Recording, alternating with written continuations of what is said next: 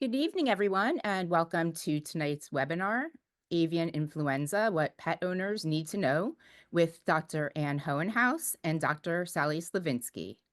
I'm Michelle Leifer, the director of the USAN Institute for Animal Health Education at the Schwarzman Animal Medical Center in New York City. Along with my colleague, Kimberly Young, I want to thank you for joining us. As we get underway, just a quick reminder that this webinar is for informational and educational purposes only and is not a substitute for professional veterinary advice, diagnosis, or treatment. If you have any concerns about your pet's health, we always encourage you to consult your veterinarian. Tonight's program is being recorded and we'll send out a link tomorrow in case you miss anything or would like to share it with a friend.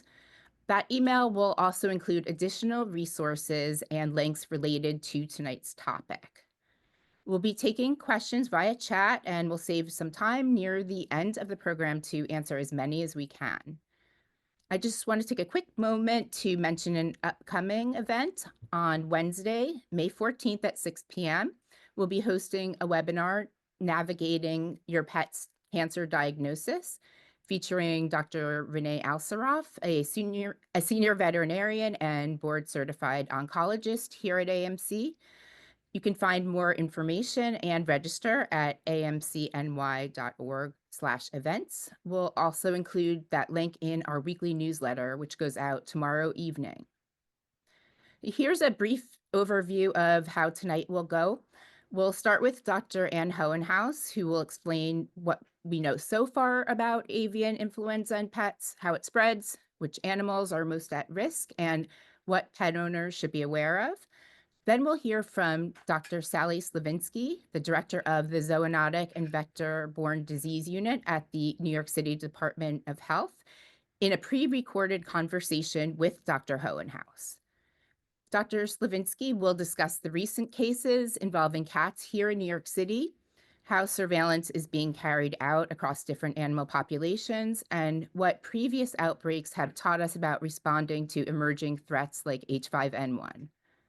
And then we'll close with a Q&A and get to as many of your questions as time allows. And now it is my pleasure to introduce Dr. Ann Hohenhaus. A third-generation veterinarian, Dr. Hohenhaus earned her degree from Cornell University and is double board certified in small animal internal medicine and oncology. She serves as AMC's Director of Pet Health Information, writes our weekly blog, hosts the Ask the Vet podcast, and is a frequent contributor to national media. She lectures internationally and has received numerous awards for her work in both veterinary medicine and journalism. Since 2021, she has chaired the Oncology Working Group of the World Small Animal Veterinary Association. We are very fortunate to have her as our advisor to the USAN Institute and grateful to have her here with us tonight.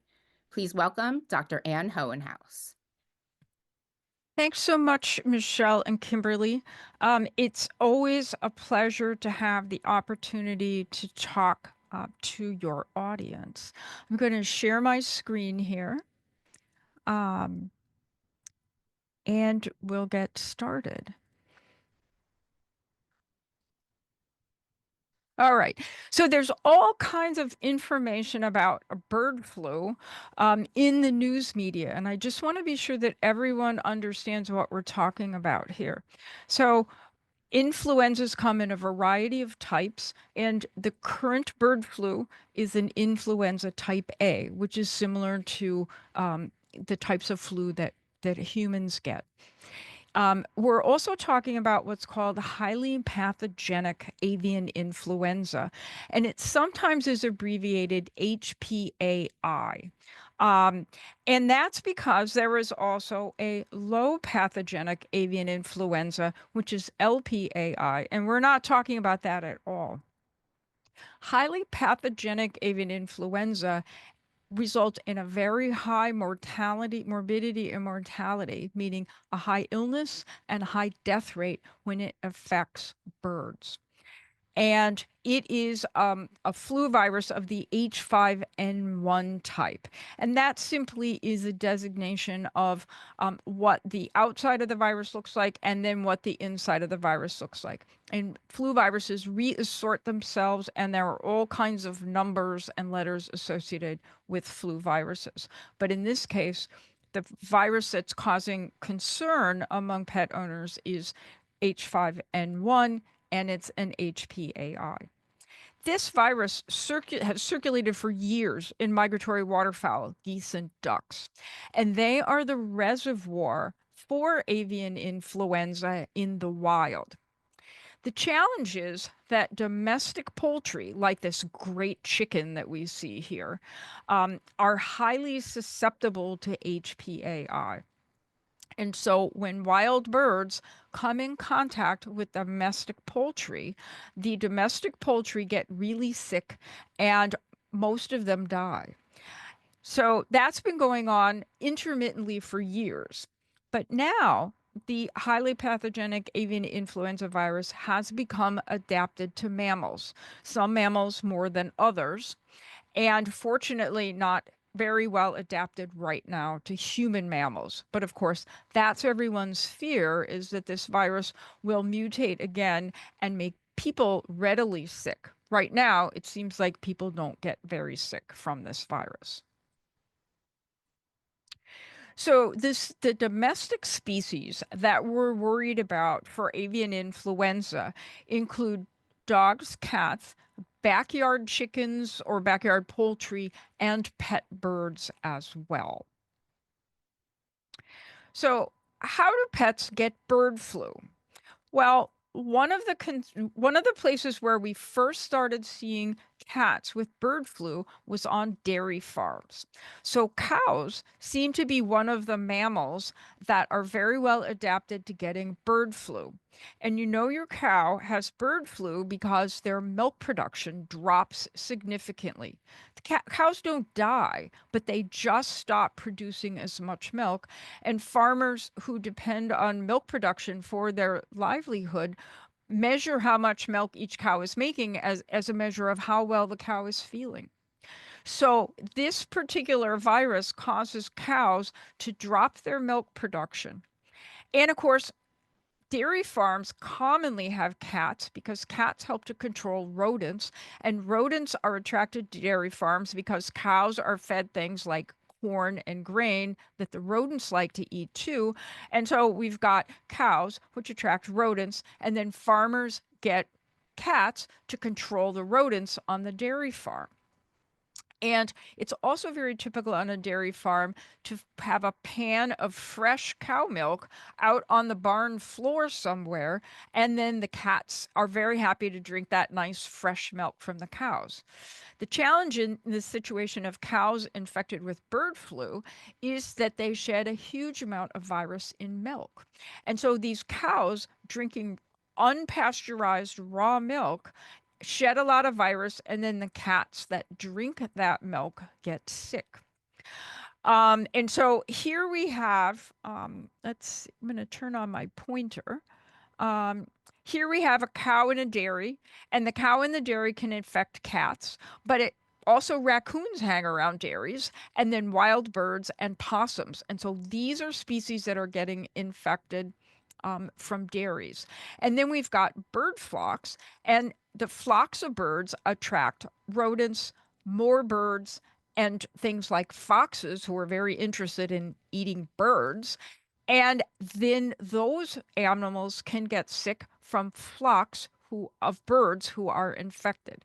So it's the closeness of wildlife and these domestic species and then these wildlife species that live close to us that have resulted in a lot of cats getting bird flu. Goat, someone asked a question a couple days ago about goat milk, and the answer is I don't think we have an answer for that question, but the answer might be maybe. And that's so because there are also goat dairy farms. And I don't know as much about goat dairy farms as I do cow dairy farms, but I suspect there are cats on those farms as well. So that's one of the question marks currently in bird flu is, are goats a risk to cats? We don't know. Now, of course, there was big news in New York a couple of weeks ago about cats with bird flu. And of course, in New York City, our cats don't come in contact with dairy cows because we don't have any here. And the cats in New York City got infected by eating raw poultry food. So the birds that were used to make the cat food were infected with bird flu. They then got processed into cat food, which was not cooked. And then the virus stayed in that cat food. And then when the cats ate the cat food, the cats got sick. And that has been a story in a number of cat infections is the cats have been eating raw poultry cat food. And so that will be one of our concerns that we'll talk about again in a little bit. Then there was a household in Michigan quite recently where the indoor cats, so these were not cats on a dairy farm, but they were cats that belonged to dairy farm workers. And the dairy farm workers came home from work, and it is thought that these cats in Michigan got the flu either because the people were infected or because the dairy workers brought home flu on their shoes, their clothes, their hands, some sort of vector that transported the flu virus from the dairy farm to the home of the dairy workers. And the cats that were infected in Michigan did have the strain of flu virus that was infecting the dairy farm where the dairy workers worked. So again, cows are a concern, raw food is a concern, and maybe people are a concern as well. Now, this is a kind of an old news release. Notice that I put 2003 on here to remind us that this is not new news. This is actually old news. And this report out of our neighbor to the north, Canada, is so far the only domestic dog that we know that has tested positive for avian influenza. And this particular dog died of avian influenza after snacking on a dead wild goose that was somewhere outdoors where the dog had access to it. And the dog nibbled on the goose, and then the dog got sick and ultimately died of bird flu. So we know, I'm sure there are dogs on dairy farms. I'm sure there are dogs eating raw poultry food, but it seems like maybe the dog is a little bit more resistant to the current strain of avian influenza or bird flu that we're seeing because we don't have as many infected dogs as we have infected cats, at least right now. And I would say that is that phrase, at least right now, is something to keep in your minds because this virus will evolve as all flu viruses do. And so at some point in time, it's very possible that the story will be different. But as of right now, cats are more susceptible than dogs. Now, I attended a lecture on bird flu. It was sponsored by AHA a couple of weeks ago. It was a lecture really for veterinarians, not for pet owners. But I thought the people were on that Zoom were all experts in various aspects of bird flu in cats. And what I thought was shocking was that there is an 80% mortality rate reported in cats that get bird flu. So this is something that you don't want your cat to get because it's a high likelihood if your cat gets bird flu, it will die of that infection. And the other thing I thought was very interesting is they talked about cats with bird flu looking one of two ways. Either neurologic signs predominate. So the cat is lethargic, the cat's not coordinated, is wobbly, can't seem to stand up. The cat might have its head tilted or turned to one side. And then we also have seen cats that have seizures. So these kind of signs are things that are going to alert your veterinarian that maybe your cat has bird flu. And on the other side of the coin, cats tend to, the other way that cats look when they have bird flu is they present looking like typical cats with respiratory signs. So they've got runny eyes and a runny nose. They have a cough and a sneeze. And then if things get really bad, they start to have difficulty breathing. And some cats just die without being sick for very long. So this is a very serious disease in cats. Now, the reason that this strain of bird flu that we're seeing is called highly pathogenic, it's because there is nearly 100% morbidity and mortality reported in birds who get bird flu. And so these birds are very, very sick, and they're very rapidly sick. And things that people who have backyard birds might notice, again, would be not that different than cats. Birds with bird flu may have neurologic signs. They might be lethargic, incoordinated, fall down, their heads twisted to one side. They might have seizures, although I have to confess, I don't know what a seizure in a bird would look like exactly because I don't think I've ever seen one. And if you have birds in your backyard because you want nice fresh eggs, if your birds all of a sudden are acting sick and are not laying as many eggs, that could absolutely be bird flu. And then, like the cats on the other side, you get respiratory signs. So, birds with runny noses and runny eyes, coughing, sneezing, difficulty breathing, and their heads get purple. And if they have wattles, those little things that hang down from a chicken, or the comb on the top of their head, and their legs will get purple. And of course, the other thing is they just get really very sick very quickly, and you just find a bunch of dead birds. So, any of these kind of things could clearly be bird flu, and you should be concerned about these signs in your backyard birds. So, what can we do to protect our pets against bird flu? So, I already have talked a little bit about the fact that raw poultry food and raw milk have been associated with bird flu in cats. So, remember that nothing in life is risk free. And so we have to look at how we can mitigate the risk of bird flu in our pets. And the least risky foods are going to be commercially available canned cat foods and kibbles for our pets, because both of those products are cooked to a high temperature that will kill bird flu.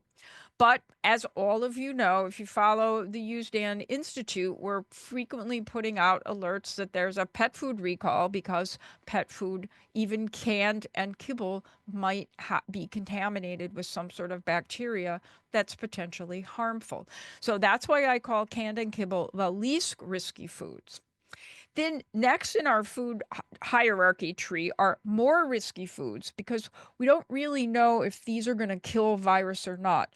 But some foods are promoted that they're high pressure pasteurized or lightly or gently cooked. And these may not be heated enough to kill the virus. So there's an attempt to control microbes in the food by pasteurization and cooking, but not to the degree that canned and kibble foods are. And then clearly, you know already from what I've said that the high risk foods are raw poultry, freeze dried foods, because they are not, freeze drying is a very effective way of storing viruses for future research. So, freeze drying does not protect your pet against bird flu contamination. And then sometimes people will look at raw food with natural preservatives, and that probably is not an effective preventer of virus in food. And then again, raw, which is also called unpasteurized milk. Now, if we prefer your food not to be canned or kibble, one thing you could do is you could take your raw poultry pet food and cook it to 165 degrees Fahrenheit internal temperature measured with a food thermometer, and that will be cooked enough to inactivate the virus. So you can take your raw food and cook it.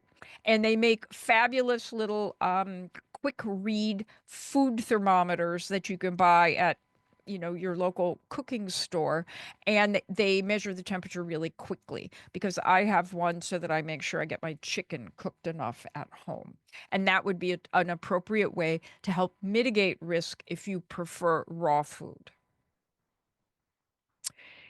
Now, we also need to protect our pets against infected birds, and that would be dogs, cats, and if you have pet birds or a flock of birds. So, keeping them indoors is much safer because they are not going to be outdoors and exposed to potentially infected wild birds. And if you take your dog out hiking in the woods, then you want to have them avoid chasing birds and also avoid bird droppings, because virus can be in bird droppings. And if you come across any dead wild birds, steer clear, because you don't know why that bird is dead and you don't want your dog to make a snack out of the carcasses, the droppings, or try and catch a live bird. Because for many dogs, if they can catch a bird, it probably is sick. Because most dogs are not that good at catching birds. Then, if you handle birds for any reason, so maybe you have a bird feeder outdoors, or maybe your job causes you to handle birds, then you want to be sure that you wash and sanitize your hands after you handle the birds. And you might also want to think about changing your clothes and have outdoor clothes for where you might be cleaning your bird feeder or feeding wild birds. And then come in and change your shoes and clothes, because we have some information suggesting that you might be able to bring that bird flu in. Then you have to think about controlling wild birds and also rodents in your yard, in your buildings, in your barn, because that is going to increase your risk of bird flu. If you have a backyard flock, this would not be the time to invite your neighbors over to see your beautiful chickens. And chickens can come in wonderful colors, but right now you don't want people who don't need to come into your chicken area, because what if they brought bird flu with them? And then keep your veterinarian in mind, because like we all did during the COVID pandemic, we'll be working through this bird flu situation. But to help your veterinarian protect your bird and the other pets that are in the waiting room, if you need to take your bird to the veterinarian and it's coughing, sneezing, or has respiratory signs, or has their head twisted to one side, call your veterinarian's office and just mention that your bird that you're bringing in is acting strange or has a runny nose, because your veterinarian might have a protocol that they'll want you to follow that minimizes the risk of infecting other pets coming into that hospital. Now, there have been a lot of questions about bird feeders, and this wonderful picture is taken at a friend of mine's house. She's got these great turkeys in the backyard who come and eat the seeds that fall out of this cute red bird feeder here. And then the slinky is on the bird feeder pole to keep the squirrels from getting into the bird feeder. So if you're like my friend, who doesn't have a pet bird, it doesn't have a cat, then having a bird feeder in the backyard is fun, because those birds are great joy to watch. But remember, you need to clean your bird feeder. And I'll give you some suggestions about that coming up, because if you have any sick birds that come to the feeder, you want to intermittently clean it so that the next bird doesn't get sick too. Also, keep in mind that songbirds, which are the little birds that come to the bird feeder, are not currently high risk for HPAI. Remember, it's the waterfowl, wild ducks, wild geese. Those are the reservoir of HPAI. So this bird feeder doesn't have any ducks or geese that come to it. It has songbirds and turkeys. And so this is probably a low risk bird feeder. Now, if my friend had chickens on her property that were laying eggs, so they had fresh eggs, then I would say the bird feeder needs to go, because the bird feeder attracts wild birds, and wild birds could make your backyard poultry flock sick. The other thing to think about is if you have cats. Now, if you have indoor cats and the bird feeder is to entertain your cats because your cat's like sitting in the window and watching the birds in the backyard, that's good. But remember, when you go out to add food to the bird feeder and clean the bird feeder, you want to be sure that you change clothes, change shoes, wash your hands, and don't bring any potential disease into the house from that bird feeder. If you have indoor-outdoor cats, then I think you need to think twice about the backyard bird feeder, because what it's doing is bringing birds in, and then if the birds come with bird flu and the backyard cats get sick, you're going to have a problem. So think about who lives in your, in your yard on your property with you, and then make a decision about your bird feeder. Now, in New York City, of course, we're worried about pigeons because they're everywhere. And the good news for us is that pigeons appear to be quite resistant to getting infected with avian influenza and then transmitting avian influenza if they happen to have it. So, at least right now, pigeons are not of great concern about avian influenza. But just remember, pigeons carry other diseases that your pets can get. And so it's always a good idea to discourage pigeons from coming on your windowsills, your terrace, or any place like that with either one of those plastic owls or those spiky things that go on your window ledges to keep the pigeons away. But right now, pigeons are probably, like songbirds, a low-risk bird. So this was an article that I saw online, and people, this is even before the bird flu hit, is that there are lots of people who had a few backyard chickens because they had the space for it and they're really pretty, and they got really nice eggs out of it. So this boon in backyard chickens is certainly of concern right now with the bird flu epidemic.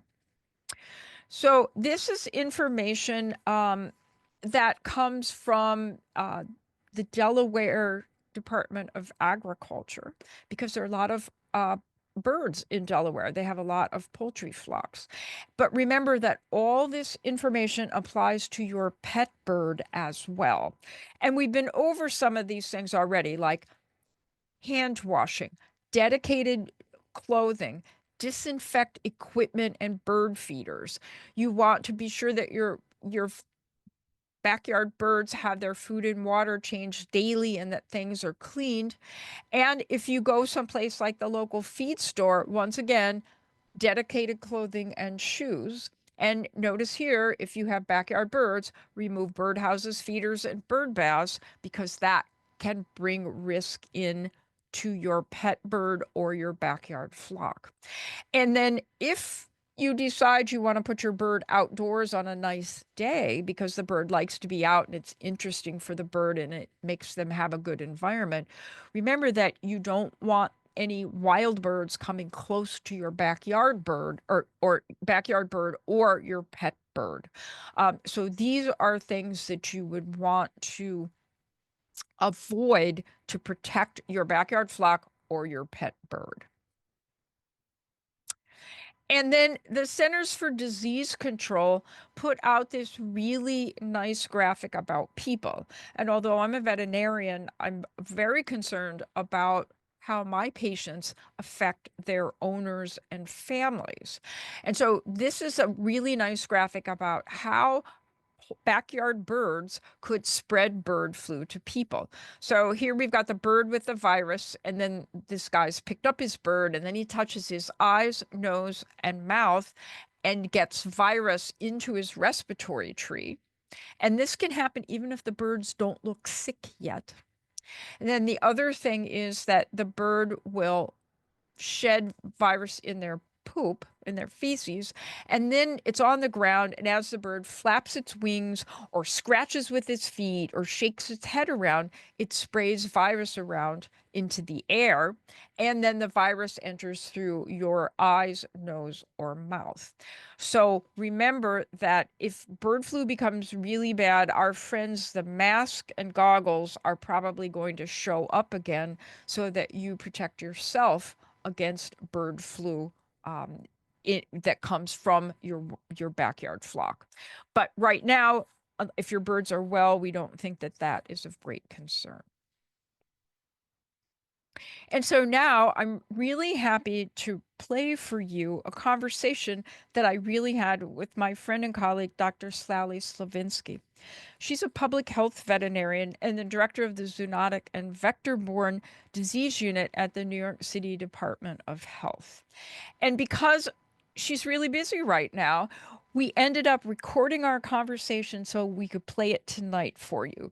But the information is hot off the press and it's really important, and it also made me feel a whole lot better after talking to her to learn what's being done to protect us and our pets from bird flu here in New York City. Sally and I are going to talk about the recent detection of H5N1 in the cats in New York City and the investigation that linked those cases to raw pet food. Sally's also going to explain how surveillance is being carried out across wildlife, poultry, and pets in New York City, and what veterinarians and pet owners should be keeping an eye out for. And then she shares her broader public health information, including how earlier outbreaks like West Nile and COVID are shaping today's response strategies.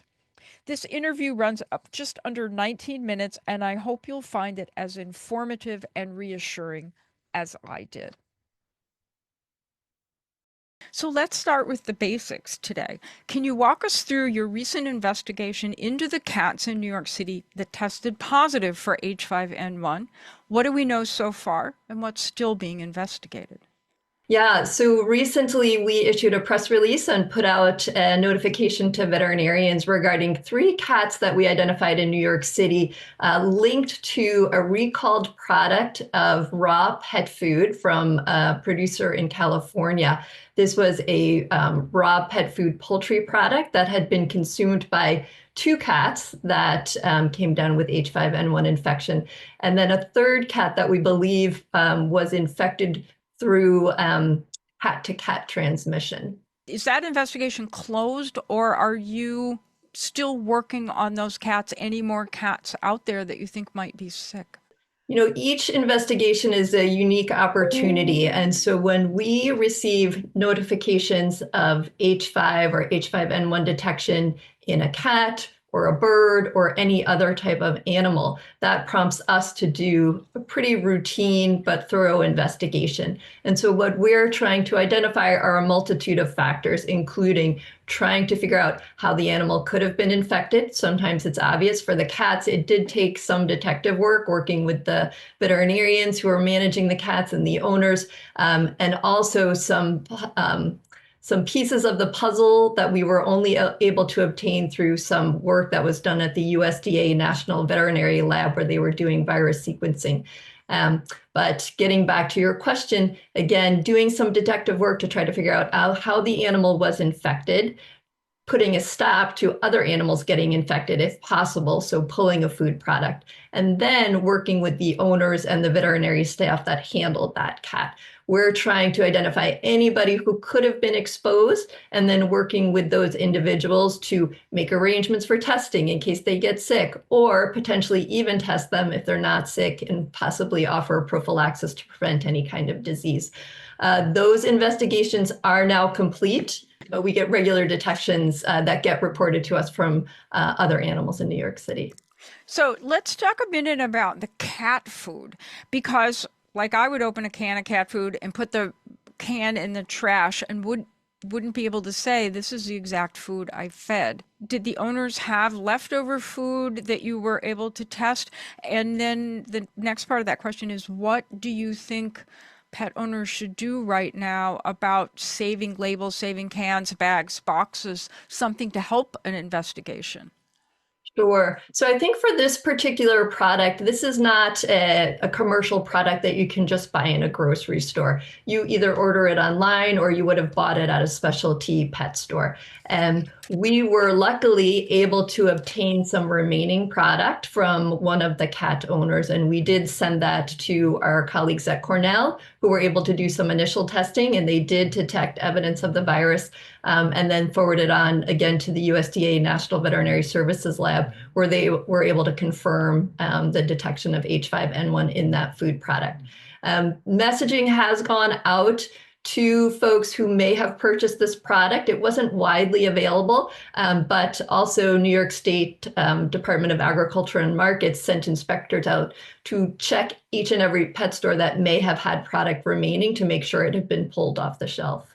Wow. Wow. That's incredible. So I think pet owners are a little anxious right now. And do you have any recommendations on, since this is H5N1 is a wild bird disease that now has spilled over into mammals like dogs and cats, should people not go to certain parks or avoid trails or outdoor spaces? What's dangerous out there for them? Especially because weather's supposed to be really nice coming up and people are going to want to go outside. So should they not go outside? I will say we have been looking for this virus and it has been detected in New York City going back to 2022. So we found it in wild birds, captive birds. I think people know we have live bird markets in New York City. So there's been detection in poultry at a number of the live bird markets. And now, of course, our cats. I think the risk to the general public, to most pets, probably is not great. It's probably low for most animals. I think owners, and to keep in mind, as you mentioned, Anne, this is a virus that has adapted readily to wild birds, primarily water birds, right? So we think of those migratory birds like geese and ducks. They are the main reservoir, and that's how the virus really continues to circulate. So we tend to see peaks in activity when those birds are migrating, and they can bring it along and introduce it to other animals and other birds wherever they're located. And then the cold weather also allows this virus to persist. So once we start getting into warmer temperatures, probably less concern about continuing environmental contamination. Pet owners can certainly take a layered approach, right? We know some of the ways that our pets are getting infected. Primarily when we think of cats, it's through raw pet food, it's through raw milk. And so folks who own cats, who own dogs can not feed them raw products, right? And that's going to help protect them from other things that can be associated with raw food products. So those are two big things that they can do. And then in terms of animals that may go outdoors, for cats, you might make sure if you do let them go outside, maybe consider not letting them go out, or if you do, just being able to monitor them while they're outdoors. And then similarly for dogs, most dogs are going to be on a leash, maybe off leash when they're in a park, but just preventing them from having any contact with wildlife, and certainly any sick wildlife that you might come across. So what kinds of monitoring and tracking measures are going on right now in New York City to track this H5N1 outbreak? There's really a One Health approach going on here to across multiple agencies to look for and monitor this virus. So we have a lot of animal organizations that operate in New York City. And so we have wild bird surveillance that goes on, where we have the New York State Department of Environmental Conservation. They have folks in the field who are looking for evidence of sick birds that they can submit for testing. We have the Wildlife Health Lab. That's a collaboration between DEC, the New York State Department of Environmental Conservation, and Cornell. It's a model lab, and that's where birds can get sent for testing to kind of, again, look where this virus is and monitor its presence over time. For captive birds, say in zoos and whatnot, most of our zoos very comprehensive health programs, and so birds that might get sick on the premises can be evaluated and tested through those programs. For the poultry markets, avian flu is not new. This is a disease for which there's been a surveillance program in place in the poultry industry for decades. And so just kind of feeding under what they normally do, the birds that enter into the market are tested before they arrive in New York City, and then there's sampling that's done that after they arrive in New York City. So New York State Department of Ag and Markets oversees that program to look for evidence of the virus, excuse me, the virus in those birds. And then certainly our animal health community when it comes to our pets, right? We have veterinarians who are well versed and aware and looking for any chance that they might come upon an animal for which they would want to do further workup.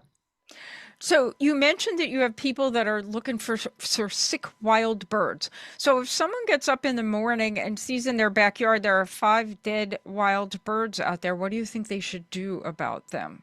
So if people do see dead birds, particularly water birds and raptors, they can make a report on the website for the New York State Department of Environmental Conservation, or DEC. I will say they don't always have the resources or the time or the staff to go and pick up every individual bird. So it is possible, even if somebody makes a report, they might be advised just to remove those birds themselves. And so there is good guidance online, both on the DEC site and our website, about how to properly handle these birds and safely handle these birds, triple bag them, and essentially put them out with the trash. They could also report them through 311, and that way they would get directed to the health department, and we could help facilitate and potentially answer any questions. And then if they do identify them and they're on in parks property, they are being told to call 311 so that park staff can actually respond and remove those birds. So great set of protocols already in place to make this as safe as we can. So if a veterinarian suspects a case in a pet, what's the reporting protocol? Or I could ask this question differently. How'd you guys find about the sick cats that ultimately had bird flu? Yeah, that was great detective work, and so much credit to the veterinarians that pursued this.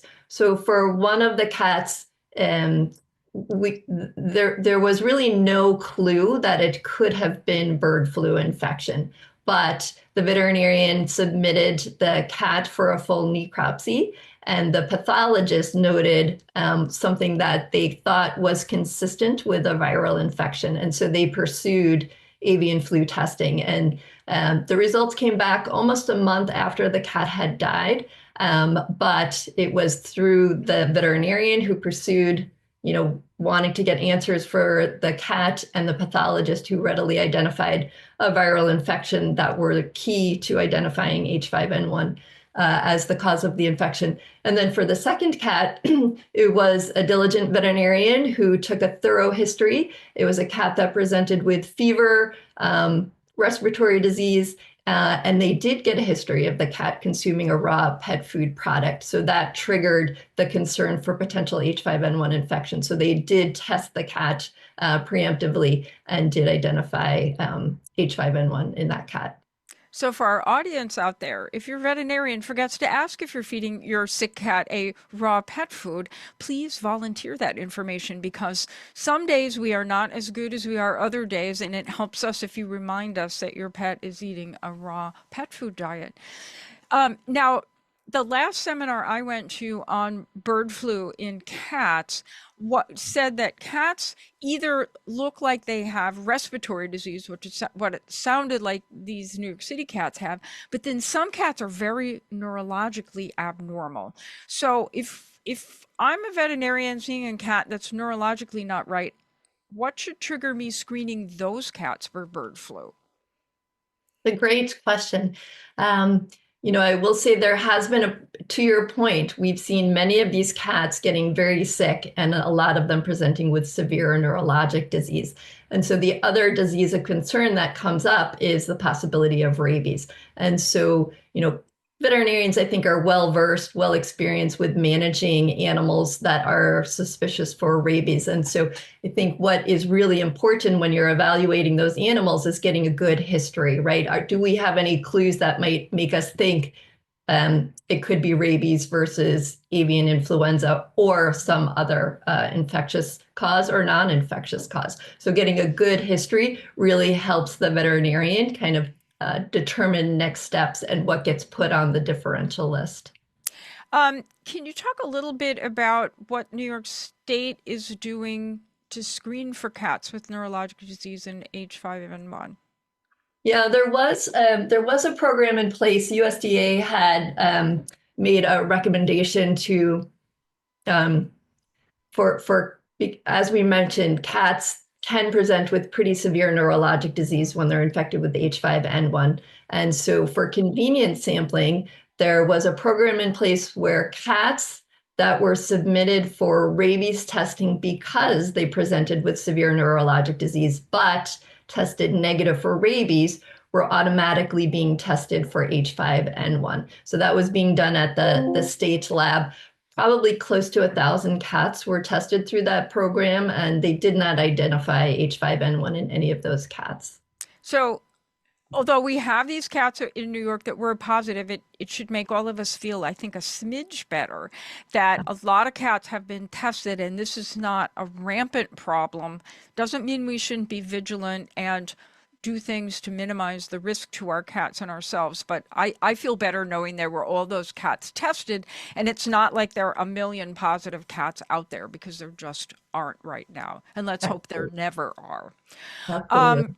And finally, based on our previous outbreaks, like we've had West Nile in New York and the COVID pandemic, what did your experience from those disease outbreaks do to shape the response to this outbreak? Yeah, it's such a good question.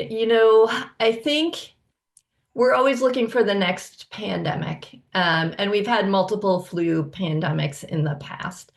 I think what we have in our favor, well, and I should say, we are concerned about H5N1 being potentially the next pandemic, but there's so many avian flu viruses that can be circulating at any time. We never really know what could be the next pandemic. So it might be H5, but it also might be something else or something not even related to flu that might surprise us. But in terms of influenza, we have a number of things that have been in place and that are in place. We have a really robust influenza surveillance system that's been in place for decades, right? We're always monitoring influenza viruses that are circulating because we're always trying to anticipate the next vaccine that we want to produce. So, with all the work that's in place, we have a good sense of what's circulating where for how long. Part of that is also to every time we're able to isolate the virus in, a new area, a new animal, there's a lot of work that goes into sequencing that virus to see what we can learn about that virus. Do we see any changes in that virus that cause concern? Are we seeing any adaptations that are persisting in the flu viruses that are allowing it to be more readily transmissible to humans or even between humans? Are we seeing any changes that are causing concern about the current antivirals that we have in place or the current seed vaccines that we have in place? This is something for which we have a test in place. For many of the previous epidemics, we had to scramble to try to put a test in place. So there is something that's broadly available even at commercial labs now. We have antivirals that, again, now are effective, and we have seed vaccines for H5N1, should we need to mass produce, we have a seed stock that's ready to go and we can amp it up if needed. Okay, well, that's making me feel better about this situation. So, is there anything else before we wrap up here that you think the public needs to know from your perspective as a public health veterinarian?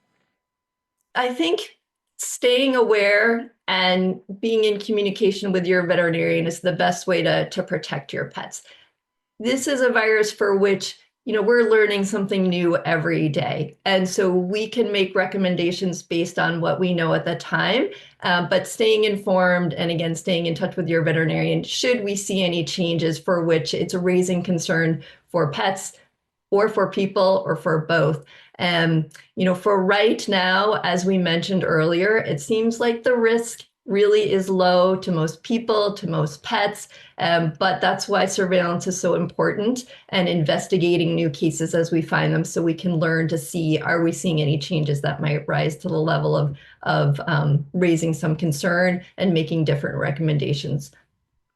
So thank you, Sally, because you've really made me feel much better today about the situation that we're in with bird flu here in New York. And it's also important for pet owners to know what they should keep in mind as this disease evolves. So we really appreciate your time and expertise today. Thank you so much, because I know this is a really busy time at the health department. Yeah, thanks so much for having me. I really appreciate any opportunity to meet with you, Anne, and to provide information to the public. So thank you so much. Before we take questions, even though I already heard Sally talk once on this, a couple things that I want to point out to people from the video. One is that in New York City, rabies, well, New York State and probably the whole country, rabies is a cat problem these days. It is not a dog problem, it is a cat problem. So be sure your cats are vaccinated for rabies. And the second thing is that I can't stress how much staying aware of what's going on in bird flu, how important that is. And that's why watch for that email tomorrow that will come with links to the Department of Environmental Conservation and other resources that we've mentioned during this, during my talk and during Sally's answers as well. Okay. Okay, so we have some questions. Is it safe to allow my indoor cat into a screened-in porch in the suburbs? Yes, I think a screened-in porch is good because that offers separation, and they can't catch birds, they can't find a dead bird and eat it, and they can't come in contact with the bird. Although if the screened-in porch, then lots of people, or not lots of birds come around the screened-in porch, then maybe you don't want to do that. But as long as there are not ducks or geese that are coming up to the porch, I think your cat's very safe, either in your screened-in porch or a catio. Okay, great. As long as we were just talking about rabies, let's get to a question that just came in. If a cat is 100% indoors, how important is a rabies vaccination? So Very important. Yeah. I just was talking to somebody today, and a bat somehow got in their house. They were away. The cats captured and killed the bat. The bat was rabid, and now the cats are quarantined for 6 months. So that means the cats can't go anywhere. The cats have to stay home, and they can't come in contact with people because they've been exposed to a rabid bat and were not vaccinated. So just make your life easy and vaccinate your indoor cats as well. Exactly. Okay. Okay, 2 questions. Oops, sorry, I just lost it. What is the incubation period of H5N1? It's quite, I don't know that we know what Mm. the incubation period is exactly, because, there are less than 100 cats or so reported with it, Yeah. but it's quite short in birds. Birds, and they get exposed a couple days later, they're dead. So they go from okay to dead in a very short period of time for birds. Cats, I don't think we have a good handle on that yet, and we know even less about dogs. Okay. What disinfectants will kill it, especially on shoes? Bleach is a good one. But usually hot soapy water will kill that. So if you're washing clothes in the washer, run it on hot, use detergent, and that's probably enough to kill the virus as well. Okay. Let's see. Can mice in a house transmit the virus to indoor cats? I don't think we know if mice can transmit it, but we know that mice can get infected. Okay. I know we did talk about it. It was in the video and you talked about it as well, but we had a question just about dogs. So maybe just again to reiterate a little bit about the risk to dogs. So the Yeah. risk of dogs right now seems to be pretty low. There's only one dog reported in Canada, and that dog ate a dead wild goose that was infected with avian influenza. So I would suspect that just like cats on dairy farms, there's dogs on dairy farms. So I expect there are dogs that are exposed, but they don't seem to get sick as often as cats do. But I think you've said to just keep them away anyway, right? From what? Be Why safe. take a chance? Yeah. Yeah. Okay. Let's see. Um, I have a pet bird that I try to take for a walk daily. He's in a backpack and not left outdoors. Is that okay? So I think that bird is fine because he doesn't have a chance to come in contact with an infected wild bird. Okay. If you had a bird that had a cage or an aviary outdoors in the backyard, then that becomes riskier, kind of like the porch scenario, if there are ducks and geese that are in the yard and they might then make your pet bird sick. But I think a pet bird in a backpack is probably not at great risk of being exposed. Okay. Okay. Staten Island parks are inundated with goose feces. Is there a necessity to clean them up to decrease possibility of transmission? Well, we know that geese can transmit it by coughing, Mhm. sneezing, and I showed you that picture about how birds flapping their wings or digging, scratching in the ground can spread bird flu. So I'm I have anxiety about parks that have a lot of geese and goose poop in it. And there certainly are dogs who we know love to eat goose poop. Mhm. So I would try and discourage that in my dog very strongly. And yes, probably parks should be cleaned up, especially if there are dead geese. And that's why it's so important to report if you see a Mhm. bunch of dead birds, especially geese or ducks, report them so the authorities can screen them for the virus. Okay, great. If bird flu has been around and monitored for decades, why isn't there a vaccine for cats and dogs? Because bird flu has been pretty much confined to birds, and Mhm. it's only recently that bird flu has adapted to mammals, probably more adapted to cows than cats and way more adapted to cows than to dogs. So there's really not so far a need for that because there's not an epidemic in dogs and cats. That's why people like Sally are monitoring so closely to determine whether or not there's a need for a vaccine like that. Okay, great. Here's a question special for you. And how safe is fostering a cat or kittens? I Well, know you when have. I was at the ASPCA today picking up my little friend here, Ice Cube. Mm. And Ice Cube, the people at the ASPCA Kitten Nursery were watching a video on bird flu because they're concerned that bird flu, if they have a bird flu outbreak at the ASPCA, then it's a shelter situation and animals can be infected. I think that right now we don't have a big cat epidemic, and so I'm not terribly concerned, obviously, because I got Ice Cube here in a pen. But I think that this is one of those things where Sally said, keep up with what's going on because things could change if there was an outbreak in a the New York City shelters or some rescue organization. But right now, I'm not worried about fostering kittens. Okay, okay. What about human grade food? I don't use any commercial processed product for my dogs. So, human grade food is a marketing tool. Mhm. It is not a classification of food that is approved by the USDA. So, any uncooked protein source, uncooked beef, chicken, poultry, fish. The reason we cook those protein sources is to kill microbes in them that might make us sick. So that's why veterinarians in general are not wild about raw diets because it's not just bird flu we're worried about. We're worried about salmonella, campylobacter, trichinella, all kinds of things that are carried in raw protein sources. So I'm not a big fan of raw diets, and I don't know that just because you have human grade food label on food that it's not going to make your pet sick. Okay. Or the people who handle the food.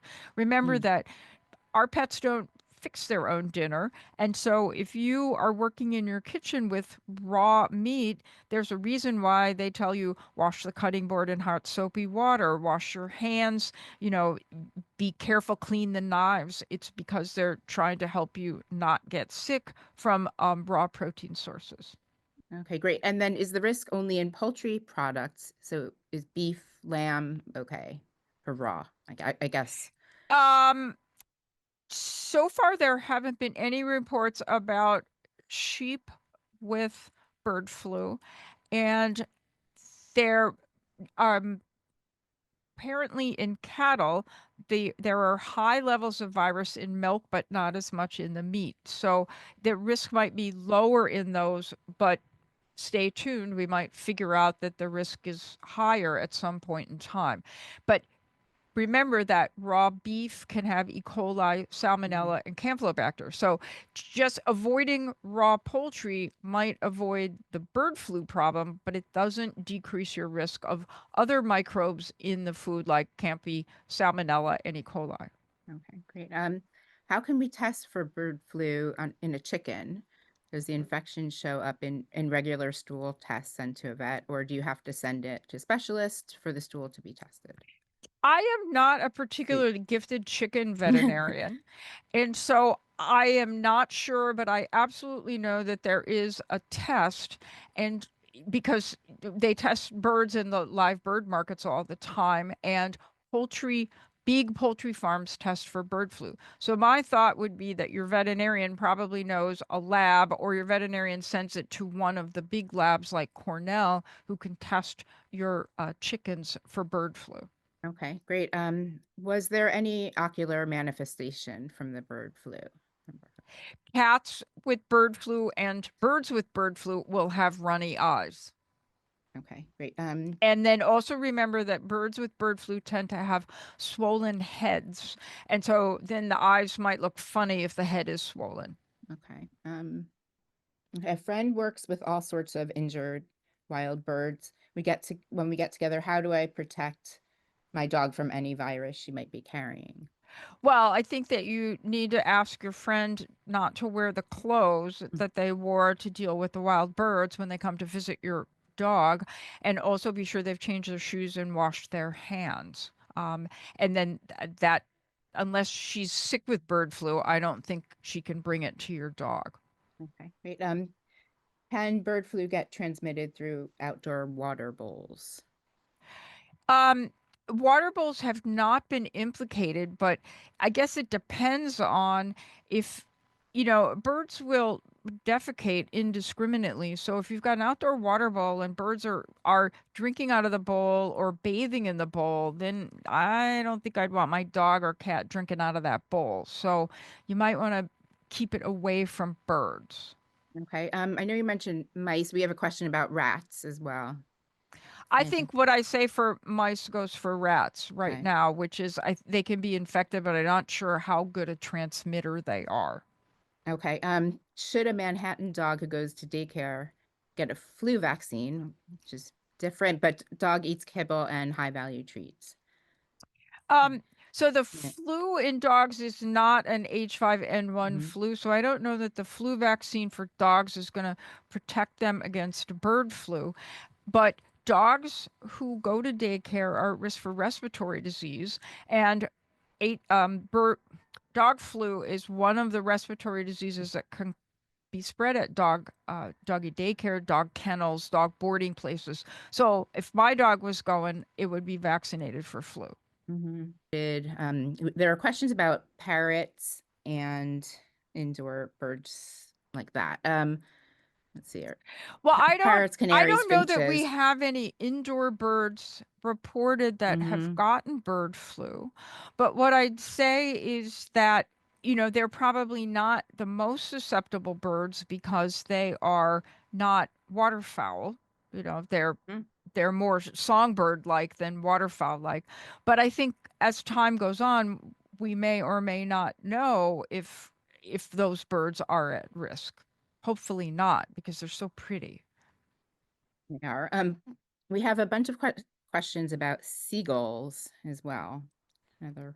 Did you say eagles or Oh, sorry. seagulls? Seagulls. Seagulls. So let me just answer the eagle question. Okay. If you heard Sally mentioned raptors. Raptors are birds of prey like hawks, falcons, and eagles, and they are susceptible to bird flu. And it would be terrible for those birds to widely become infected because people have worked really hard to bring those animals back from the brink of extinction. I don't know anything about seagulls. I mean, they're sort of water birds, except not really. So I'm not sure I know Mhm. the answer about seagulls. Okay. We can look that up and we'll send it tomorrow with Yeah, everyone if we I'm can find writing it something. down. Okay, great. And we did have some questions. I think it's good to maybe end on is just people are asking again about the signs to look for in cats. So cats are either usually neurologic or respiratory. So every cat owner knows what a cat with respiratory disease looks like because you see them all the time. They're sneezing, they've got discharge from their eyes, a runny nose, coughing, sneezing, or breathing fast.